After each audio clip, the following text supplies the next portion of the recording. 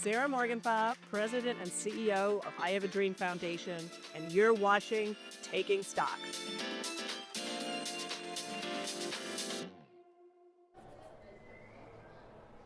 Two minutes to go here until the closing bell at the iconic New York Stock Exchange, and the major market indexes are in mixed territory at this hour. A little bit of profit taking for the S&P 500 as well as for the small caps, but how about a fresh round of all-time highs for the Dow, pushing once again that much further past 50K. Got to start working on those 51K hats now here. They're coming here soon. And the New York Stock Exchange Composite Index in positive territory at this hour, up 0.2%. Utilities, real estate, materials, those are your strongest sectors in the S&P 500 at this hour into the closing auction. A little bit of risk-off rotation away from big tech, financials, and healthcare. Those are the hardest hit sectors on this Trading Tuesday. Welcome to the broadcast, one and all. You are watching Taking Stock, and I'm your host today, JD Durkin, moments away from the ringing of the iconic closing bell right here at the big board. The man himself, the Einstein of Wall Street, Peter Tuchman, is on deck. He will join us right after the bell, and he's got his Dow 50,000 hat. You might as well. We'll keep the party rolling. Yields falling across the board. The 10-year Treasury yield reaching its lowest level going back to January 15th. Right now settling in down about 6 basis points on the day to 4.14. The Mag 7 tech stocks are also in mixed territory. The outperformer out of the 7 names include Tesla, which is up 1.5%. Shares of Alphabet down 1.5%. We got the team from Afrinol. This is ticker symbol APH here at the NYSE, set to do the honors. We'll bring back our market coverage and talk with the man himself, Einstein of Wall Street, right after the closing bell.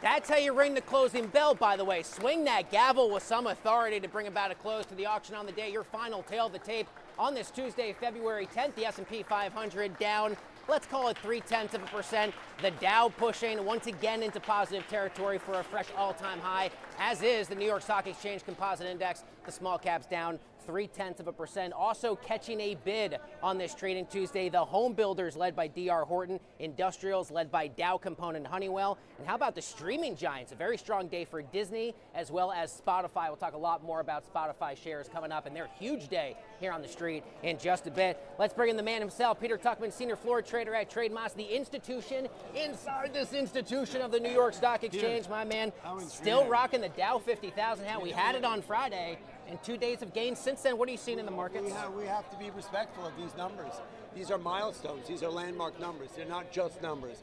I know there's some of the haters who just say, what's the Dow? It's 30 stocks. It's not that significant, right? Look, we actually came within inches of an S&P record today as well, and that 7,000, that number that's been tickling us for a while. I think it's really impressive, though. We always talk about rotation. Right, we all know that, yes, the Dow is 30 stocks, but those stocks are incredibly significant as the industrial average. And look, they're also not just that. We have Apple. There are a number of other tech names that are embedded in the Dow. Yeah. And so I think it's impressive that we've been able to get to this landmark number and hold it. Right, ever since we hit it and broke through and we closed above it, that's the only time we're allowed to bring out the hat. Right. We've hit record highs 3 days in a row since then. Yeah. And look, I mean, the market is amazing. We're seeing a really nice volume, robust volume in February. We're 7 days into February, and we're averaging about 300 million shares more per day than normal, right? So for me, that shows that there's the buying is a buying of intent. Right, we're seeing that. We've had 1.5 billion on the tape almost every single day. And so advances versus declines, even on down days, has been actually in favor of the advancers. To me, that means that people are just buying with intent. They're getting out of some of their underperformers and getting into things with some value, or they're outperformers, right? They're taking some profits in stock. Look, there is uncertainty, no question about that, in the market. There's a lot of things going on. I had a nice chat with Dan Ives yesterday about it. I was trying to understand why the tech sector, software, chips and stuff like that had been under so much pressure. And he said basically investors are a little bit impatient. with all the promises that have been given about the data centers and about tech and Mag 7 and all those promises by all those huge names of all that capex expenditure that has been put into the market. The bottom line is feelings are not facts. People are, impatience doesn't mean that the companies are going to change their position, right? If nothing significant has changed in a company's posture, then you just hold the line, and that's what they're doing. They know maybe it will take a little bit longer, maybe their shareholders are a little bit impatient, but at the end of the day, the demand for data centers, chips, and all that is still there. Yeah, you mentioned advanced declines. For every 1.4 stocks up, only one stock down. So breadth for the tape today, leaning pretty decisively, maybe not decisively positive, but positive in a pretty healthy way. What does that tell you? That you got the S&P equal weight doing as well as it is. You got the Dow, which is led by financials and a few other key industrial names, and tech maybe somewhat, at least for now, taking a little bit of a breather. It's but there's nothing wrong with that. If we look at every pullback and consolidation that we've seen over time, you and I have gone on from February, March, and April of 25 to November of 25 to the last couple of weeks where we've seen pullbacks in the Mag 7 and tech names, those are buying opportunities. If nothing significant has changed in the picture, except perhaps a little bit of a postponement about the finality of building those data centers and all that and trying to find their footing again, these are buying opportunities. The history has shown us that every single time. And retail is smart money, and that's at the end of the day, that's all good. Absolutely. I got about 30 seconds left. What else are you paying attention for? Big catalysts, things with the Fed that you'll be paying attention to, you think we should also watch? I think we're still watching. Look, we're still watching a lot of things. We got a bit of a rug pull coming out of the White House the other day, and we're not really clear about the direction, about what the new Fed chairman is going to do. Right? We know that he's a lot more hawkish than he is dovish, but we do know that he's probably going to do what Mr. Trump wants him to do. So there's a lot more that we need to understand about that story. Yeah, of course. And so I'm going to be keeping my eyes on the Fed. You're going to keep your eyes on whatever trajectory. The economic data that we're slowly getting those are the unknowns. Yep. And the unknowns are what keeps that market on its toes. It certainly is. And so as soon as we get a hold on that, we're always one tweet away from crazy town. Just remember that. That's what I've heard you say many times. Right? And so you know what? We're in a better place than we were a couple of weeks ago. Keeps things exciting for it's down always here. exciting. Thank you for Dow joining us. 50,000. It's a beautiful day. Jeremy, you'll grab your mic. Thank you for joining us. Todd, we'll head this way. And we'll quickly break down Coca-Cola earnings, down 2% or so on the day after reporting a beat on earnings, but a weaker than expected revenue number, missing those top line projections for the first time in 5 years. Coca-Cola, like every other major brand facing consumers, they are facing somewhat of a stretched consumer, being a bit more picky and choosy on their discretionary spending. This was the final earnings call for outgoing CEO James Quincy, COO Henrique Braun, set to take over KO on March 31st. Shares are up 9% on the year. Todd, how about a look at two quick NYSE notables? We'll start with Spotify. Hello, up almost 15% on the day, seeing strong user growth in Q4, a 13% revenue bump year over year. Even though the stock is down about 30% over the last 52 weeks, analysts are pointing to the potential for recovery due to recent price hikes on Spotify users for premium subscriptions. Also got a few upgrades as of late, from neutral to buy from analysts at Goldman Sachs. And finally, how about Home Depot here? It is the fourth most weighted name in the Dow, up more than 2% on the day. Had a nice run up so far here year to date, up about 13%. Has not received an analyst upgrade since May of last year, but the average one-year price target is at $400 a share, upside potential off these levels of about another 3%. All right, yesterday, FinTech TV's lead anchor, their very own Remy Blair, caught up with Polygon CEO Mark Byron to talk all about the firm's open money stack. Take a look. Polygon Labs is betting that the future of blockchain isn't just code and is rebooting as a regulated U.S. payments platform. Now, the pivot to the so-called open money stack does signal a shift. Polygon is no longer just building the plumbing for digital assets, that is now going head-to-head with these settlement rails, traditionally dominated by global payments processors. Well, joining me this morning is Mark Boyron, CEO of Polygon Labs. Mark, good morning. Thank you so much for joining us. Well, Polygon is moving into regulated payments, so tell us why this is the right business play now. Yeah, thanks for having me. So I think this is really important for blockchains to recognize in general, is that when you think about a blockchain, it's really just another database. And database themselves are completely commoditized. what you want to do is actually create some value on top of that. And from our perspective, when we look at it and we see a blockchain, we don't see a blockchain that necessarily is great for payments when we look at a blockchain in general.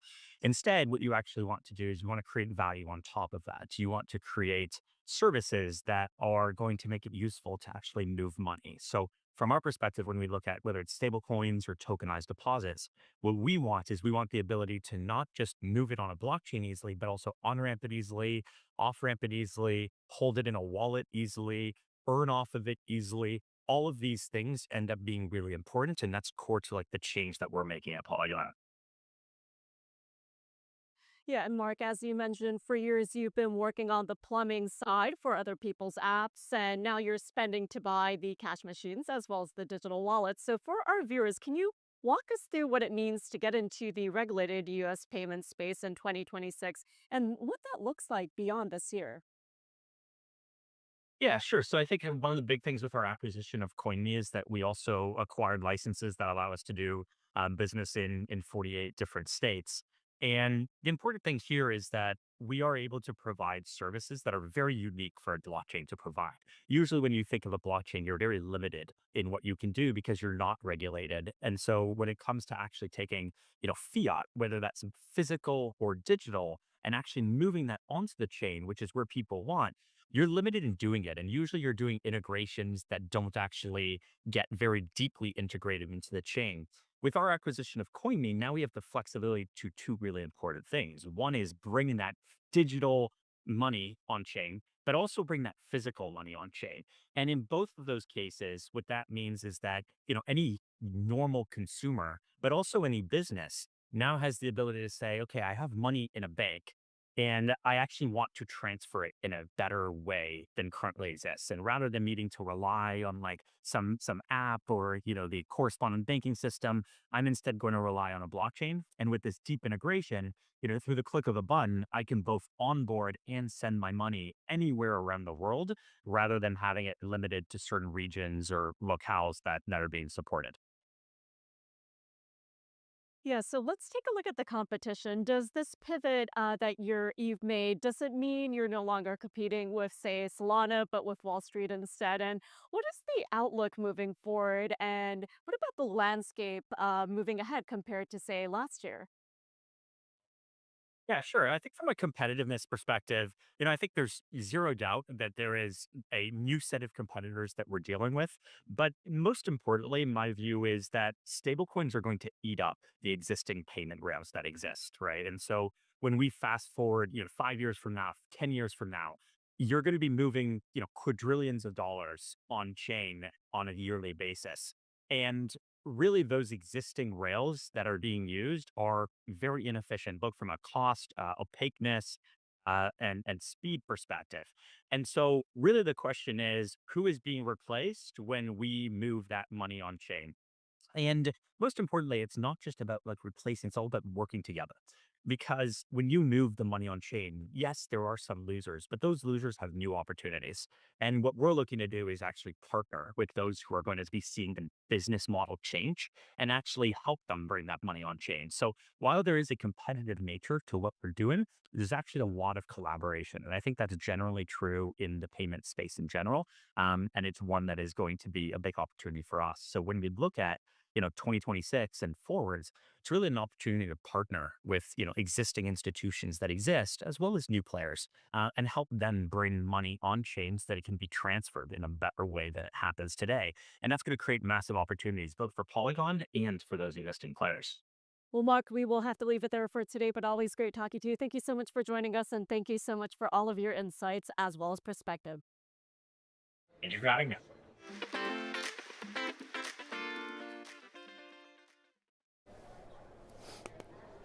Welcome back to the show. You're watching Taking Stock live from the trading floor of the New York Stock Exchange. And I got to say, this is absolutely insane because not only is our next guest the managing director at Swan Bitcoin, this man was my college roommate freshman year at Villanova and my teammate on the Villanova men's hockey team. The great John Harr joins us now. My man, welcome.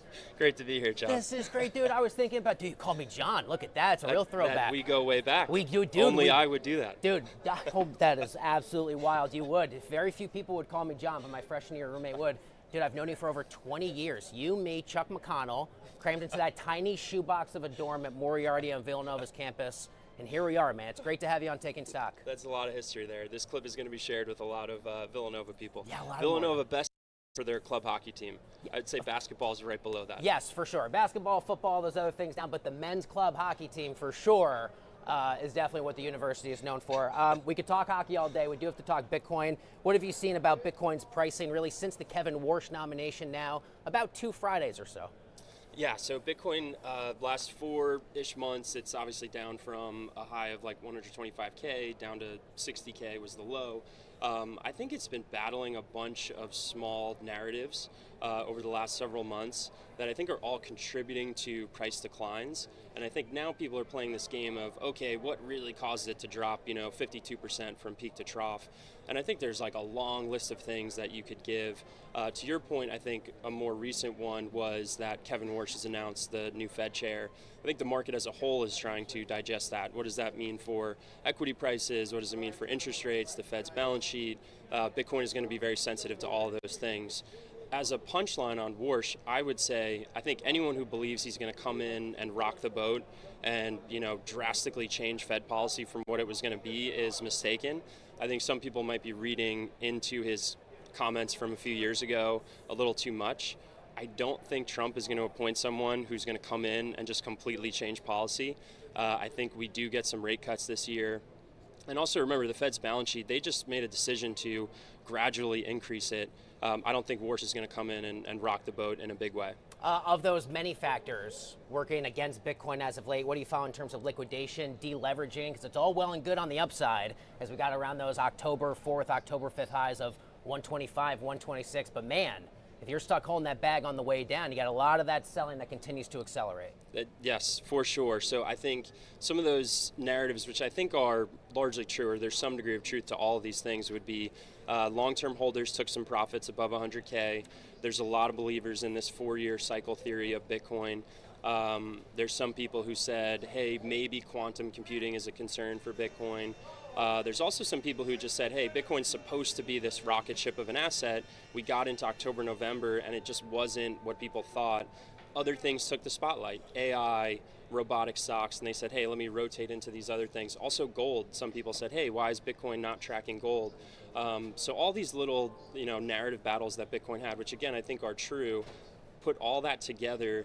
And then also some people who bet on a big increase for Bitcoin in a leveraged way, if their bet is wrong, what does leverage do? It makes things happen more quickly, more dramatically. And you see those traders get flushed out, and then the price moves in a big way. So that's what I think the price action was last week mostly, was some sort of forced persistent selling. That's what it felt like to me.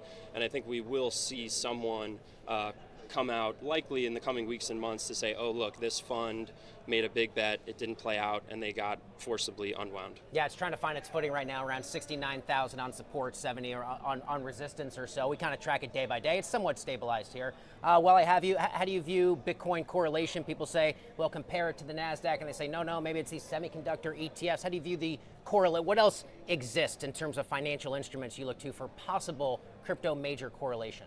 Yeah, so I think Bitcoin is in this unique position where some people think it should be correlated to gold, right? It's the digital gold. Some people think, oh, it's a speculative tech bet, so it should be correlated to the NASDAQ. It should be correlated to IGV and software and SaaS stocks. And I think it's one of those things you ask a certain number of people, you'll probably get that many answers and maybe more. So it is in this weird period where it's an emergent monetary asset, and this is my view now. I think it is ultimately going to be like digital gold, but we're clearly not there yet. The price action of the last few months is good evidence of that. So I think you'll have plenty of people who say, oh, SaaS stocks are going down, Bitcoin should go down with it, and that can be self-reinforcing over a short time period. Sure. All right, Villanova hockey legend and managing director at Swan Bitcoin, my old roommate, the great John Hart. Dude, come back on the show anytime. Thank you, JD. It's really good to have you. Folks, don't go anywhere. Much more Taking Stock coming up right after this.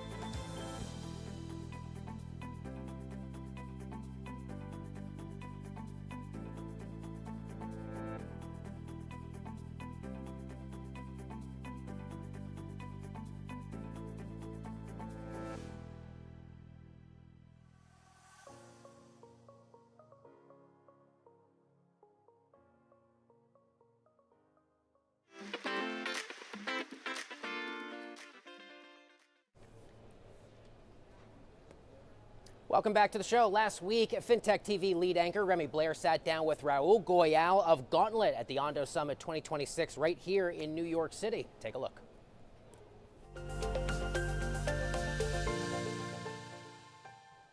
Welcome to FinTech TV. I'm Remy Blair. Gauntlet has long been seen as the quantitative backbone of DeFi. As we kick off the new year, the mission has evolved for the company. Gauntlet is bridging the gap between traditional capital and also decentralized markets. With over $2 billion in TVL across their curated vaults on Morpho, Drift, and Camino, they are helping institutional allocators access sophisticated yield through a simulation-driven lens. Well, joining me here at Ondo Summit 2026 is Rahul Goyal, head of institutional partnerships at Gauntlet. Well, Rahul, great to have you here. Thank you so much for joining me. Thanks for having me.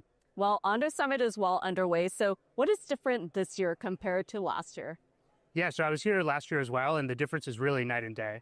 You know, a lot of institutions and fintechs and different crypto companies are now starting to actually execute and, play and launch products and create new products. Whereas before in previous years, it was more exploration, research, kind of getting the knowledge. I think a big part of that has been the regulatory shift to DC. Companies feel a lot more comfortable exploring and doing a lot more. And I think we're going to see a lot more in the coming year as well. So I do want to dive into what's going on at Gauntlet. I understand Gauntlet currently manages over $2 billion in vault assets. So for viewers who might not be familiar with the difference between Prime versus Frontier vaults, can you explain this to us? Yeah, so these are different risk profiles that our vaults have. And I guess just to catch people up in the room, the idea is that users can take their USDC or their stable coins, deposit them into our vaults, and generate a yield from them. The yield is based on people who want to borrow against certain assets. So if you have Bitcoin, we consider that a kind of a prime asset, a prime collateral asset. So you can borrow Bitcoin at a lower rate than certain other assets. You can also earn at a lower rate than certain other assets. The Frontier Vault is a bit more flexible, lends to a broader group of assets, and generates a higher yield and a higher borrow cost for those assets. And of course, we hear the term institutional adoption, but I understand that you recently onboarded a NASDAQ-listed company, BTCS. So what would you say is the secret sauce in terms of risk modeling that makes a publicly traded corporation comfortable using decentralized protocols instead of, say, a traditional bank? Yeah, it's a great question. So BTCS is a great partner of ours. It's a digital asset treasury company, which we work with, primarily focused on the ETH side. We've signed a few of these already. And so like I said, they're using our vault to generate yield of their US dollar balances, along with a number of other assets. I think it really comes down to kind of a reputation in the market. We've been around since 2018. We've had really no losses in any of our vaults for a very long time. And we have a strong reputation doing risk management, risk assessments, and understanding the downside much better than anyone else. And while we're here, of course, the focus has been on real world assets as well, both here in the US as well as overseas. So when it comes to strategies for levered RWAs, tell us what this means. Yeah, for sure. So we launched a levered RWA product, the first of its kind of really ever, about a year ago in partnership with Apollo, Securitize, Morpho, and Polygon. And the fundamental idea is you can take an RWA asset that, say, yields 10%. You can put it up as collateral on a lending market like Morpho, borrow dollars against it, use that to buy more of the underlying asset. This is very similar to back leverage in the traditional finance world, or you can think of it like a carry trade. And the fundamental idea is that the end user gets a higher yield through DeFi than they would get otherwise. And, we help kind of manage and execute the position, monitor the risk around it, lever and delever the positions, et cetera. And of course, here we are, the beginning of 2026, and we are looking towards the future. So I understand you use agent-based simulations. So walk us through this. Yeah, for sure. So this is something that we've been working on for a long time, almost since the start of Gauntlet. And so the idea is that, we're constantly simulating and trying to understand, what happens in this moment if the Bitcoin price falls 60%, right? What does that mean? How do the liquidations that are in the DeFi market kind of play out, and kind of constantly simulating these different scenarios and figuring out, what do we think is likely, what do we think is unlikely, so we can make accurate decisions on allocations to deliver the best risk-adjusted yield for the end clients. Well, Rahul, I appreciate your time. Thank you so much for joining me and sharing your perspective at Ondo Summit 2026. Thanks for having me. Thank you.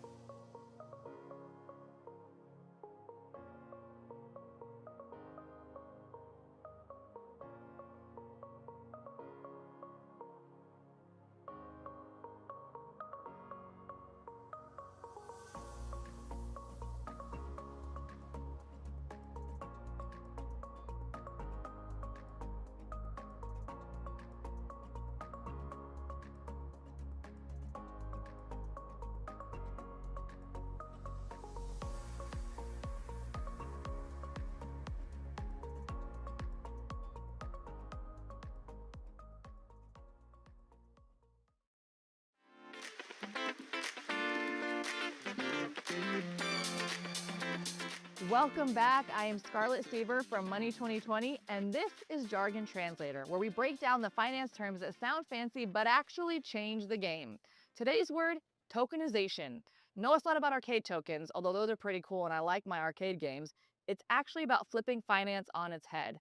Imagine owning a piece of a Picasso or a skyscraper instead of the whole thing.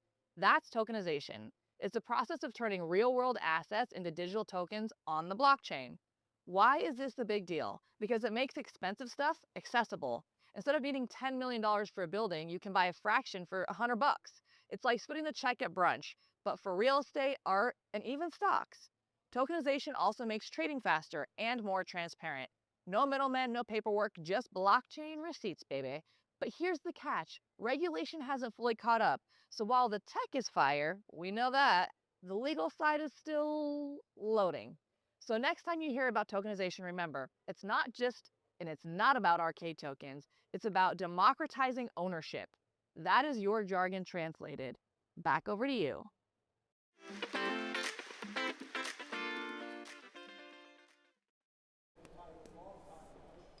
Welcome back to the show. We do not frequently get a must-watch jobs print on a Wednesday morning, but tomorrow we will, in fact, get the delayed January jobs report before the market opens. We'll also get quarterly results from names that include Shopify, McDonald's, Unity, Vertiv, T-Mobile, as well as the team from Kraft Heinz. And this time tomorrow we'll get earnings after the bell from AppLovin as well as Cisco. Thanks for watching today's edition of Taking Stock. Have a fantastic Tuesday night. We'll see you again tomorrow from the big board.